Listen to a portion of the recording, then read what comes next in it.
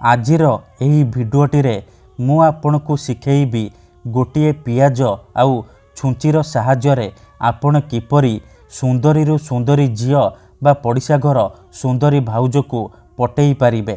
CA तुम पाखकु आसीबा पई बाध्य हेबो, जहा चाहिबे ताहा करिबो।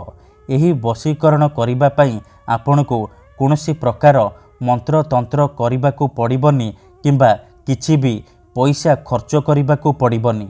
केवल गोटिए पियाज आनिबे आउ गोटिए छुंची आनिबे। तापरे मु आपनकु किछि प्रयोग विधि शिखेइबी, आपण सेही प्रयोग विधि को ठीक भाबरे करिदेबे। तापर देखिबे चमत्कार। जेउ झियो आपनकु भाव देउ नथिला से झियो आपे आपे पटिजिबो। जेउ विवाहिता नारी बा पड़िशा घर भाउजको आपण दिन राति भाबुछंती सीए निजे फोन करिबो, हाथ धरिकी रूम को डाकिबो, जहा चाहिबे ताहा करिबो। नमस्कार फ्रेंड्स, ओडिया फंडा चैनल को आपण मानकु स्वागत। आपण समस्ते केउ ना केउ सुंदरी झियो बा पड़िशा घर भाउजको देखी ताआडको आकर्षित हेउथिबे, ताको पटेइबाकू चाहुथिबे, किंतु जेते चेष्टा कले मध्य आपण ताको पटेई पारुनांती।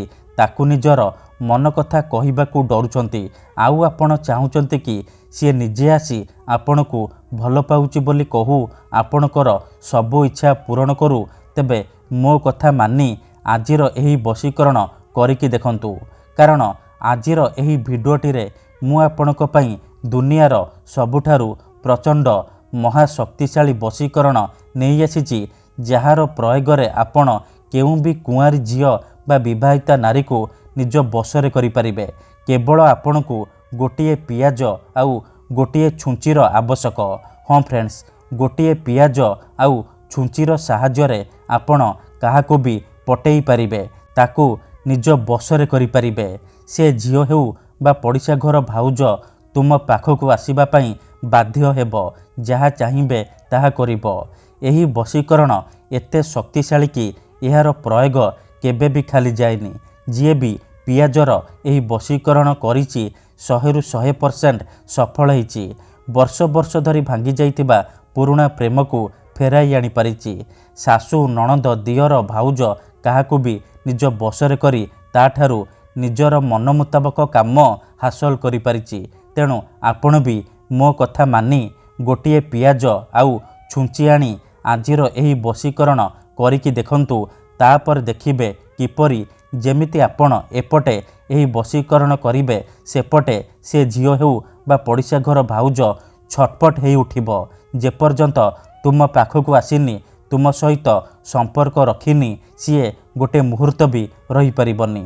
तेबे एही वशीकरण करिबा सबुठारु सहज। एहाकू आपण किपरि करिबे, केमिति करिबे, एहार प्रयोग विधि कोन मु आपनकू शिखेइबी। संपूर्ण प्रयोग विधि मु आपनकू ठीक भाबरे शिखेइबी। जानिबा पई भिडियोटी को मूलरु शेष पर्यंत पूरा ध्यान सहित देखंतु। अधारु छाड़िकी पळेइले किंबा काटी काटी देखिले आपण किछि भी बुझी पारिबेनी। परे कमेंट करिबे गुरुजी आपणकर वशीकरण काम करूनी। देखंतु पियाज आउ छुंचीर एही वशीकरण दुनियार सबुठारु शक्तिशाली वशीकरण, किंतु एहाकू आपण संपूर्ण विश्वास निष्ठा आउ एकाग्रतार सहित करिबे। देखंतु जेउपरि आपण भगवान को मानुचंती, भगवान को उपरे विश्वास रखिचंती, निजर सबु दुख कष्ट असुविधा भगवान को जणाउचंती, जदि से असुविधार समाधान न हैला तार माने नुहे कि भगवान नांती। सेहीपरि मंत्र तंत्र हुए, वशीकरण काम करे, किंतु एहाकू आपणकू सिद्ध करिबाकू पड़िबो।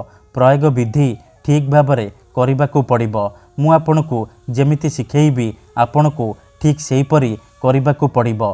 तेबे जाई मु आपणकू ग्यारंटी देउची, आपण जेउ झियो बा विवाहिता नारी उपरे पियाजर एही वशीकरण प्रयोग करिदेबे, सीए आपणक प्रेमरे दीवानी हेजिबो। पागली परी आपणकू भल पाइबाकू लागिबो, आपणकर सबु कथा मानिबो। तेबे एही वशीकरण आपण किपरि करिबे, केमिति करिबे, चलंतु जानिबा। विधिटी जानिबा पूर्वरु जदि आपण आम चैनल को प्रथम थर आसीचंती, तेबे दयाकरी चैनल को सब्सक्राइब करी पाखरे थिबा बेल आइकन को मध्य दबाई दियंतु, जहाद्वारा आमे ଯେଉଁ ବି ଭିଡ଼ିଓ ଅପଲୋଡ଼ କରିବୁ ସର୍ବପ୍ରଥମେ ଆପଣ ଦେଖିପାରିବେ ଆଉ ତାହାର ଲାଭ ପାଇପାରିବେ। ତେବେ ଚାଲନ୍ତୁ ଜାଣିବା ଏହି ବଶୀକରଣ ଆପଣ କିପରି କରିବେ। ମନେ ରଖନ୍ତୁ, ଏହି ବଶୀକରଣ ବିଧିକୁ ଆପଣ କେବଳ ଶୁକ୍ରବାର ଦିନ କରିବେ। ରାତିରେ ଶୋଇବା ପୂର୍ବରୁ କରିବେ। ବଶୀକରଣ କରିବା ପୂର୍ବରୁ ଭଲ ଭାବରେ ହାତ ଗୋଡ଼ ଧୋଇକି ନିଜର ବିଛଣାରେ ବସିକି ଏହି ବଶୀକରଣ ଆରମ୍ଭ କରିବେ। ମନେ ରଖନ୍ତୁ, ଏହି ବଶୀକରଣ ହେଉଛି ମୁସଲିମ ବଶୀକରଣ। ଏହାର କୌଣସି ପ୍ରକାର କାଟ ନାହିଁ, ତେଣୁ ଏହାକୁ ଆପଣ ଭାବିଚିନ୍ତିକି ପ୍ରୟୋଗ କରିବେ। ଠିକ୍ ଅଛି, ତେବେ ଚାଲନ୍ତୁ ଜାଣିବା ଏହି ବଶୀକରଣ ଆପଣ କିପରି କରିବେ। ମନେ ରଖନ୍ତୁ, ଏହି ବଶୀକରଣ କରିବା ପାଇଁ ଆପଣ ଗୋଟିଏ ପିଆଜ ଆଣିବେ, ଆଉ ଗୋଟିଏ ଛୁଞ୍ଚି ଆଣିବେ, ଆଉ କଳା ରଙ୍ଗର କଲମ ଆଣିବେ। ଏତିକି ଜିନିଷ ଆଣିସାରିବା ପରେ ଶୋଇବା ବିଛଣା ଉପରେ ବସି ପଡ଼ିବେ। ଧ୍ୟାନ ରଖିବେ ଯେମିତି ଆପଣଙ୍କୁ କେହି ଦେଖିବେନି କିମ୍ବା ଡାକିବେନି। ତାପରେ ପିଆଜ ଉପରେ ସେଇ ଝିଅ ବା ନାରୀର ନାମ ଲେଖିବେ ଯାହାକୁ ଆପଣ ବଶରେ କରିବାକୁ ଚାହୁଁଛନ୍ତି। ତା ପାଖରେ ନିଜର ନାମ ଲେଖିବେ। ନାମ ଲେଖିସାରିବା ପରେ ପିଆଜକୁ ବାମ ହାତରେ ଧରିବେ ଆଉ ଛୁଞ୍ଚିକୁ ଡାହାଣ ହାତରେ ଧରିବେ। ତାପରେ ଆଖି ବନ୍ଦ କରିକି ସେଇ ଝିଅ ବା ନାରୀକୁ ମନେ ମନେ ଭାବିବେ। ତାର ମୁହଁକୁ ନିଜ ମନରେ ଭାବିବେ। ତାପରେ ଏହି ଶବ୍ଦକୁ 21 ଥର ପଢ଼ିବେ। ୟା ମଜିଦୁ, ୟା ମଜିଦୁ, ୟା ମଜିଦୁ। ଏହିପରି ଆପଣ 21 ଥର କହିବେ। ତାପରେ 7 ଥର ସେଇ ଝିଅର ନାମ କହିବେ ଆଉ 7 ଥର ନିଜର ନାମ କହିବେ। ନାମ କହିସାରିବା ପରେ 7 ଥର ଛୁଞ୍ଚିକୁ ପିଆଜରେ ଫୋଡ଼ିଦେବେ। ଏତିକି କରିସାରିବା ପରେ କ'ଣ କରିବେ, ସେ ପିଆଜରେ ଛୁଞ୍ଚିକୁ ଫୋଡ଼ିକି ରଖିଦେବେ। ଗ୍ୟାରେଣ୍ଟି ଦେଉଛି, ଏତିକି କରିକି ଦେଖନ୍ତୁ, ସେ ଝିଅ ହେଉ ବା ପଡ଼ିଶା ଘର ସୁନ୍ଦରୀ ଭାଉଜ ଆପଣଙ୍କ ପ୍ରେମରେ ଦିବାନୀ ହେଇଯିବ। ମନେ ରଖନ୍ତୁ, ସକାଳୁ ଉଠିବା ମାତ୍ରେ କ'ଣ କରିବେ, ସେ ପିଆଜ ଆଉ ଛୁଞ୍ଚିକୁ ସେହିପରି ନେଇକି କୌଣସି ଏକ ପାଣି ଜାଗା ଦେଖି ପକାଇ ଦେବେ, ନହେଲେ କୌଣସି ଏକ ଜାଗାରେ ଅଳ୍ପ ଟିକେ ମାଟି ଖୋଳିକି ପୋତିଦେବେ। ଧନ୍ୟବାଦ।